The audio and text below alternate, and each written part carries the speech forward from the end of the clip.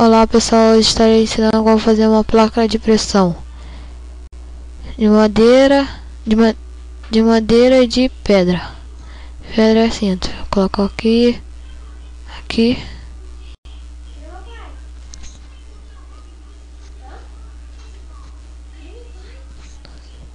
aí fazer duas,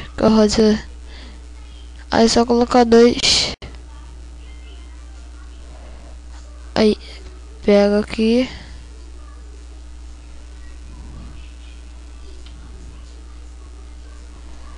Agora de madeira.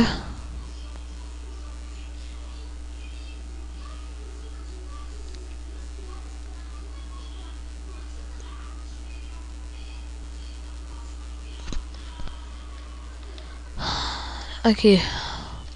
De madeira.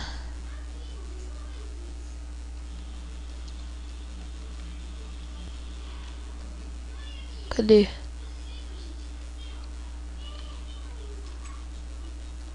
Sai daí, mulher.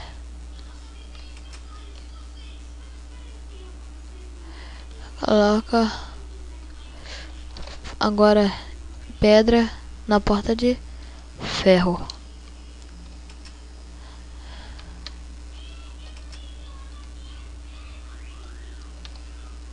Tá com uma lag, eu vou ver se consigo tirar esse lag. Mas depois eu faço isso. Vou botar aqui de manhã, porque já tá escurecendo, não dá nem pra ver direito. Eu já tô até com sono.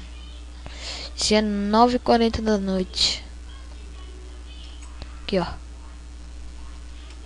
Agora entra.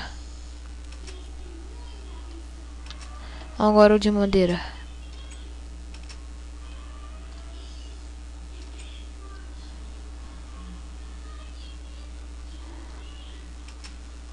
Esse foi meu outro vídeo aula. Espero que gostaram.